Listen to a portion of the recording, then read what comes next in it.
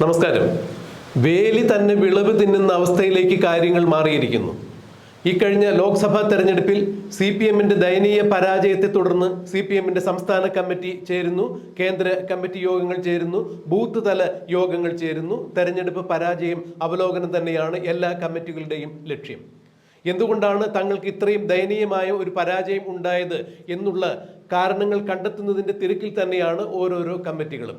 എന്നാൽ ഇന്നലെ ചേർന്ന CPM-ന്റെ സംസ്ഥാന തല കമ്മിറ്റിയിൽ ബഹുമാനപ്പെട്ട മുഖ്യമന്ത്രി പിണറായി വിജയനെയും CPM-ന്റെ സംസ്ഥാന സെക്രട്ടറിയായ MV ഗോവിന്ദനെയും CPM കേന്ദ്ര കമ്മിറ്റി അംഗവും മുൻ മന്ത്രിയും കൂടിയായ AK ബാലനെയും നിശിതമായി തന്നെ പേരെടുത്ത് പറഞ്ഞ് കടിച്ചു കീറിയുള്ള വിമർശനങ്ങളാണ് നടന്നത്. 2024 ലോക്സഭാ തെരഞ്ഞെടുപ്പിന് മുമ്പ് CPM ഒരു നയ രൂപരേഖ ഉണ്ടാക്കിയിട്ടുണ്ടായിരുന്നു. അതായത് ഏതെല്ലാം രീതിയിലായിരിക്കണം പ്രചരണ പരിപാടികൾ മുന്നോട്ട് കൊണ്ടുപോകേണ്ടത്, എങ്ങനെയെല്ലാം ജനങ്ങളിലേക്ക് ഇറങ്ങിച്ചെല്ലണം, എന്തൊക്കെ സംസാരിക്കണം, ഏതൊക്കെ രീതിയിൽ സംസാരിക്കാൻ പാടില്ല എന്നിങ്ങനെയുള്ള ഒരു പെരുമാറ്റ ചട്ടം തന്നെയായിരുന്നു ഈ ലോക്സഭാ തെരഞ്ഞെടുപ്പിന് മുമ്പായി കൊണ്ട് CPM അണികൾക്ക് വേണ്ടി ഉണ്ടാക്കിയിരുന്നത്. എന്നാൽ ഈ ഒരു നയവൈകല്യം തന്നെയാണ് CPM-ന്റെ മുതിർന്ന നേതാക്കളിൽ നിന്നും ഉണ്ടായത്. പിണറായി വിജയന്റെയും MV ഗോവിന്ദന്റെയും AK ബാലന്റെയും പേരെടുത്ത് പറഞ്ഞുകൊണ്ട് തന്നെയാണ് സംസ്ഥാന കമ്മിറ്റിയിൽ ഇവർക്കെതിരെ കർശനമായ നിർദ്ദേശങ്ങളും വിമർശനങ്ങളും ഉയർന്നു വന്നത്. വേലി തന്നെ വിളവ് തിന്നുന്ന ഒരു അവസ്ഥയായി പോയി. മാതൃക കാട്ടേണ്ടവർ തന്നെ വിവാദപരമായ പ്രസ്താവനകൾക്ക് തുടക്കം കുറിച്ചു കഴിഞ്ഞപ്പോൾ പിന്നെ എങ്ങനെയാണ് സാധാരണക്കാരായ അണികൾ ഈ രീതിയിൽ സംസാരിക്കാതിരിക്കുക? അതുകൊണ്ട് തന്നെ ഇത്തരം വിവാദങ്ങളും വിമർശനങ്ങളുമെല്ലാം CPM-നെ ജനങ്ങളിൽ നിന്ന് അകറ്റിയിരിക്കുന്നു. ജനം ഒരു കാരണവശാലും CPM-ന് അനുകൂലമായി ഈ തെരഞ്ഞെടുപ്പിൽ ചിന്തിച്ചിട്ടില്ല, വോട്ട് ചെയ്തിട്ടില്ല എന്നുള്ളതിൻ്റെ പ്രതിഫലനം തന്നെയാണ് 80 ലക്ഷം വോട്ടുകളുടെ കുറവിന് CPM കേരളത്തിൽ തോറ്റു തൊപ്പിയിട്ടത് എന്ന് തന്നെയാണ് സംസ്ഥാന കമ്മിറ്റികളിലും മറ്റുള്ള എല്ലാ കമ്മിറ്റികളിലും CPM-നെതിരെ അതിനിശിതമായ വിമർശനങ്ങളുമായി അണികളും പ്രവർത്തകരും സംഘടനാ നേതാക്കളുമെല്ലാം സംസാരിച്ചത്. നേരത്തെ CPM എന്ന പാർട്ടിയിൽ ഇത്തരം പ്രവണതകൾ ഒന്നും തന്നെ ഉണ്ടായിരുന്നില്ല. അഭിപ്രായങ്ങൾ തുറന്നു പറയുവാൻ മടി കാണിച്ചിരുന്നു, അല്ലെങ്കിൽ അവരുടേതായ ഒരു ഭാഷയിൽ മാത്രമായിരുന്നു സംസാരിക്കുക, താത്വികമായി മാത്രമായിരുന്നു സംസാരം. എന്നാൽ ഇപ്പോൾ താത്വികമായ ഭാഷയും അവലോകനങ്ങളും എല്ലാം മാറ്റി നിർത്തിക്കൊണ്ട് പച്ചയ്ക്ക് പറഞ്ഞിരിക്കുന്നു. മാതൃക കാട്ടേണ്ടവർ ആരൊക്കെയാണോ അവർ വിവാദങ്ങൾ ക്ഷണിച്ചു വരുത്തി ഈ പാർട്ടിയെ തോൽവിയിലേക്ക് തള്ളിവിട്ടു. മുഖ്യമന്ത്രിയുടെ ധാർഷ്ട്യവും അഹങ്കാരവും ജനവിരുദ്ധ വികാര നയങ്ങളും തന്നെയാണ് തോൽക്കുവാൻ ഒരു കാരണം എന്ന് ഉയർത്തി കാണിക്കുമ്പോൾ മറ്റ് മുതിർന്ന നേതാക്കളും വിവാദ പ്രസ്താവനകൾ നടത്തുന്നതിൽ മത്സരിക്കുകയായിരുന്നു. ഈ മത്സരം തന്നെയാണ് തെരഞ്ഞെടുപ്പിൽ CPM-നെ കൂപ്പുകുത്തിച്ചത്, പരാജയത്തിന്റെ പടുകുഴിയിലേക്ക് ആഴ്ത്തിയത് എന്നാണ് പറയുന്നത്. എന്തായാലും പരാജയത്തിന്റെ കാരണങ്ങൾ ബൂത്ത് തലം മുതൽ അന്വേഷിച്ച് കണ്ടുപിടിക്കുവാനോ പരാജയത്തിന്റെ കാരണം വിശകലനം ചെയ്ത് ആർക്കെങ്കിലും എതിരെ ഏതെങ്കിലും തരത്തിലുള്ള നടപടിക്രമങ്ങൾ കൈക്കൊള്ളുവാനോ CPM ഒരുങ്ങുന്നില്ല, അല്ലെങ്കിൽ അത്തരം നടപടികൾ ഒന്നും തന്നെ ഇല്ല എന്നറിയുമ്പോഴും കൃത്യമായ ചില ആളുകളെ കോർണർ ചെയ്തുകൊണ്ട് തന്നെയാണ് സംസ്ഥാന സമിതിയിൽ ചില അഭിപ്രായങ്ങൾ ഉരുത്തിരിഞ്ഞു വന്നത്. ലോക്സഭാ തെരഞ്ഞെടുപ്പ് നാളിൽ LDF കൺവീനറായ EP ജയരാജൻ BJP-യുടെ കേരള സംസ്ഥാന പ്രഭാരിയായ പ്രകാശ് ജാവേദ്കറെ കണ്ടു സംസാരിച്ചു എന്നുള്ള വിവാദപരമായ പരാമർശം നടത്തിയത് ഏറെ ചൊടിപ്പിച്ചിരിക്കുന്നു സഖാക്കളെ. ഇത് CPM-ന് ഉണ്ടാക്കിയിരിക്കുന്ന ക്ഷീണം തെല്ലൊന്നുമല്ല എന്ന് തന്നെയാണ് കണ്ണൂരിൽ നിന്നുള്ള മുതിർന്ന ഒരു നേതാവ് EP ജയരാജനെതിരെ ആഞ്ഞടിച്ചുകൊണ്ട് സംസാരിച്ചത്. ഈ വിഷയത്തിൽ EP ജയരാജന്റെ ഭാഗത്തു നിന്നും കൃത്യമായ വിശദീകരണം തേടേണ്ടതുണ്ട്.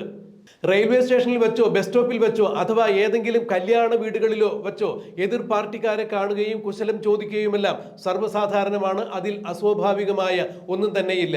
എന്നാൽ EP ജയരാജന്റെ വീട്ടിലേക്ക് പ്രകാശ് ജാവ്ദേക്കറും മറ്റൊരാളും കൂടി കടന്നു വരികയും EP ജയരാജന്റെ മകന്റെ വീട്ടിൽ വെച്ച് പ്രകാശ് ജാവ്ദേക്കറുമായി കൂടിക്കാഴ്ച നടത്തുകയും ചെയ്തു എന്നുള്ള രീതിയിൽ EP ജയരാജൻ തന്നെ അത് പുറത്തുവിടുമ്പോൾ അതിന് എന്ത് തരത്തിലുള്ള നീതീകരണമാണ് EP ജയരാജന്റെ ഭാഗത്തു നിന്നുള്ളത്, ഏത് തരത്തിലുള്ള വിശദീകരണമാണ് EP ജയരാജന്റെ ഭാഗത്തു നിന്നുള്ളത് എന്നാണ് സംസ്ഥാന കമ്മിറ്റിയിൽ വിമർശനങ്ങളായി ഉയർന്നു വന്നത്.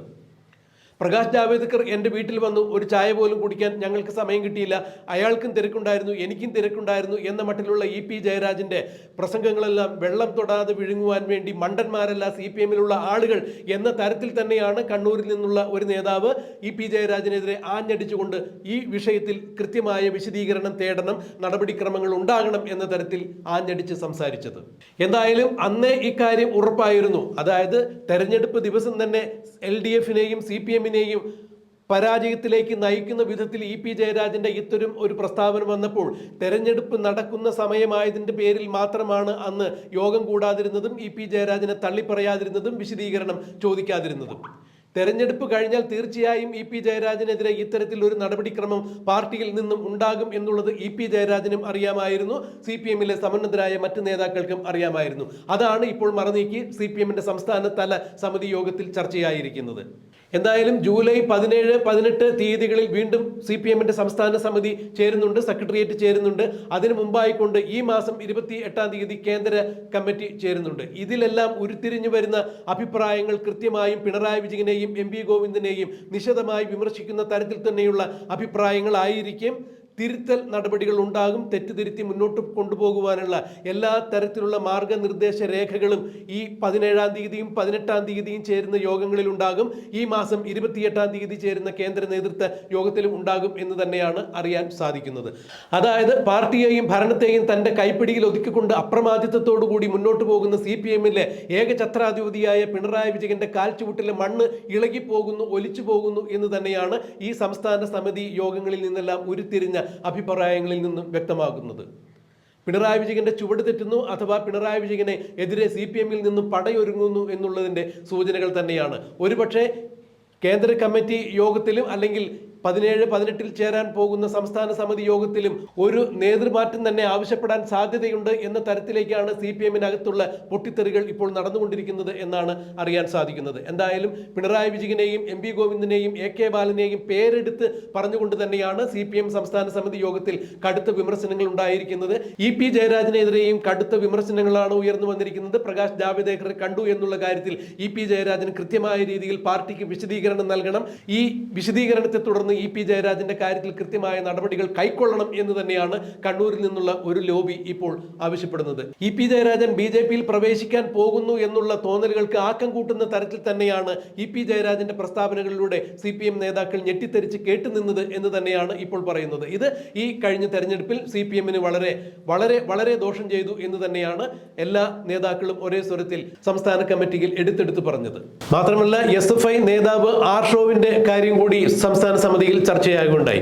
SFI നേതാവിന് ചേരാത്ത അല്ലെങ്കിൽ SFI നേതാവിന് നിരക്കാത്ത രീതിയിലായിരുന്നു ആർഷോവിന്റെ പല സമയത്തുള്ള സംസാരങ്ങളും പ്രസ്താവനകളും. പ്രത്യേകിച്ച് പൂക്കോട്ട് വെറ്ററിനറി സർവകലാശാലയിൽ സിദ്ധാർത്ഥൻ എന്ന യുവാവിന്റെ മരണത്തെ തുടർന്ന് ആർഷോ നടത്തിയ പല പരാമർശങ്ങളും പാർട്ടിക്ക് ദോഷമായി ഭവിച്ചു. ഇതിനും കൃത്യമായ രീതിയിൽ ഒരു വിശദീകരണം ഉണ്ടാകും അല്ലെങ്കിൽ ആർഷോവിന്റെ പേരിൽ നടപടികൾ വരും എന്ന തരത്തിൽ തന്നെയാണ് ഇപ്പോൾ സംസ്ഥാന സമിതിയിൽ നിന്നും ഉരുത്തിരിഞ്ഞു വന്ന അഭിപ്രായങ്ങൾ. എന്തായാലും അടുത്ത മാസം 17, 18 തീയതികളിൽ നടക്കുന്ന CPM-ന്റെ സംസ്ഥാന സമിതി യോഗത്തിൽ മുഖ്യമന്ത്രി പിണറായി വിജയനും പിണറായി വിജയന്റെ കങ്കാണികൾക്കും വളരെ നിർണായകമായ ദിനങ്ങൾ തന്നെയായി മാറും എന്നാണ് അറിയാൻ സാധിക്കുന്നത്. ഈ മാസം 28-ാം തീയതി നടക്കുന്ന കേന്ദ്ര കമ്മിറ്റിയിലും പിണറായി വിജയനെതിരെ ശരമാരി വരാൻ സാധ്യതയുണ്ട്. മാത്രമല്ല തിരുത്തൽ നടപടികളുടെ രൂപരേഖകൾ അണിയറയിൽ ഒരുങ്ങുന്നു. ഇത്തരം കാര്യങ്ങളുമായി മുന്നോട്ട് വരുമ്പോൾ ഒന്നുകിൽ കൃത്യമായ രീതിയിൽ പാർട്ടിക്കൊപ്പം നിന്ന് പാർട്ടിയുടെ നിർദ്ദേശമനുസരിച്ച് പിണറായി വിജയൻ ഭരിക്കുക, അല്ലെങ്കിൽ തിരുത്തൽ നടപടികളുടെ ഭാഗമായി നേതൃസ്ഥാനത്ത് നിന്ന് മാറി നിന്ന് പിണറായി വിജയൻ പാർട്ടിയിലെ ഒരു അംഗം മാത്രമായി തുടരുക എന്നിങ്ങനെയുള്ള വിവിധ നടപടികളുമായി CPM-ന്റെ സംസ്ഥാന കേന്ദ്ര സമിതി യോഗങ്ങൾ വരാൻ പോകുന്നു. ഇതിൽ എന്താണ് നടപടികൾ ഉണ്ടാകാൻ പോകുന്നത് എന്നുള്ളത് കണ്ടറിയാം, കാത്തിരിക്കാം. എന്തായാലും ഒരു കാര്യം ഉറപ്പായിരിക്കുന്നു, ഇ.പി. ജയരാജൻ LDF കൺവീനറായ ഇ.പി. ജയരാജന് പണി വരുന്നു എന്ന് തന്നെയാണ് ഇതിൽ നിന്നും മനസ്സിലാക്കാൻ സാധിച്ചിരിക്കുന്നത്.